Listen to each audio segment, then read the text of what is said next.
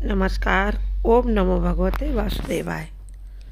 साल 2025 की पौष माह की पहली एकादशी पुत्रदा एकादशी 10 जनवरी दिन शुक्रवार को है और हिंदू धार्मिक मान्यता के अनुसार पुत्रदा एकादशी के दिन भगवान विष्णु को प्रसन्न करने के लिए कुछ विशेष कार्य बताए गए हैं, विशेष भोग बताए गए हैं।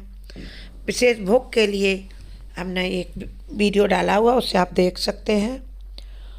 और कुछ कार्यों को करने की सख्त मनाही है, जिनको करने से साधक को जीवन में दुख और संकटों का सामना करना पड़ सकता है और भगवान विष्णु माता लक्ष्मी रुष्ट हो सकते हैं।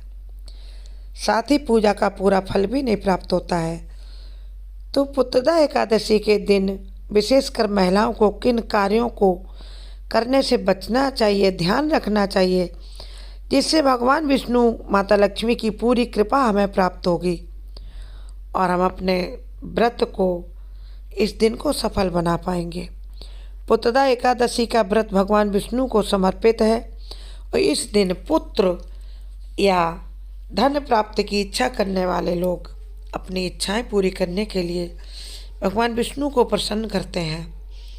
इस व्रत को पूरे विधि विधान से किया जाए तो इसका पूरा फल प्राप्त होता है, यदि न किया जाए तो प्रतिकूल फल भी प्राप्त होता है। इसलिए इस बार यह एकादशी 9 जनवरी को ही शुरू हो जाएगी दोपहर में 12:22 से। वहीं समापन इसका 10 जनवरी को सुबह 10:19 हो जाएगा। लेकिन उदया तिथि की द्वादशी के अनुसार पुत्रदा एकादशी का व्रत 10 जनवरी को मनाया जाएगा। इसमें आप विशेष ध्यान रखें।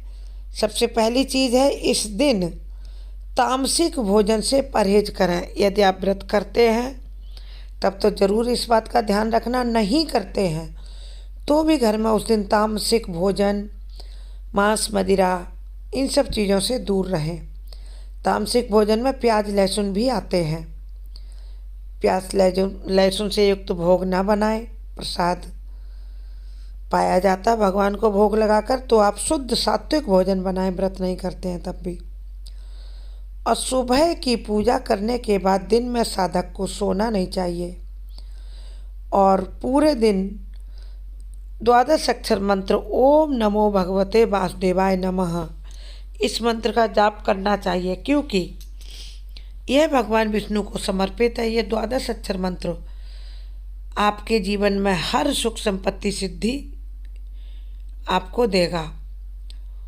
और आपको करना है, ध्यान रखना है कि एकादशी के दिन तुलसी में आप जल न चढ़ाएं। तुलसी माता एकादशी का निर्जला व्रत रखती हैं, इसलिए उनका व्रत खंडित हो जाएगा। और तुलसी माता माँ लक्ष्मी स्वरूपा है। यदि माता तुलसी नाराज हो जाएंगी तो माता लक्ष्मी रूठ जाएंगी। और पुत्रदा एकादशी के दिन आप मन या वाणी से किसी का भी अपमान न करें। यदि आप दूसरों का सम्मान करेंगे तो भगवान की आपको कृपा मिलेगी। और पुत्रदा एकादशी के दिन बाल भी नहीं आपको काटने हैं।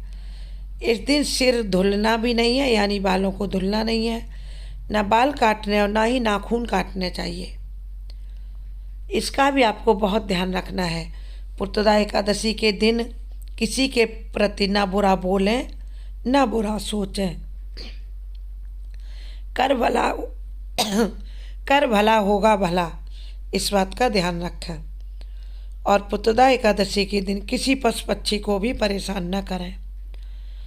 और हो सके तो आपके घर के पास कोई भगवान विष्णु का मंदिर है, माता लक्ष्मी का मंदिर है, उसमें आप अवश्य जाएं। भगवान को किसी पीली मिठाई का भोग लगाएं और फिर उसे बांट दें प्रसाद रूप में, क्योंकि इसका आपको बहुत शुभ फल मिलेगा।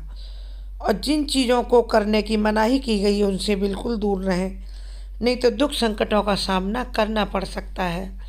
खासकर हमारी माताएं बहनें जो इस व्रत को करती हैं, इन बातों का ध्यान रखें। सोना नहीं है दिन में। और इस दिन आप हल्दी थोड़ी सी चुटकी भर जल आप स्नान के जल में मिलाकर नहाएं तो आपके घर की पूरी निगेटिविटी दूर होगी, मन से भी निगेटिविटी दूर होगी।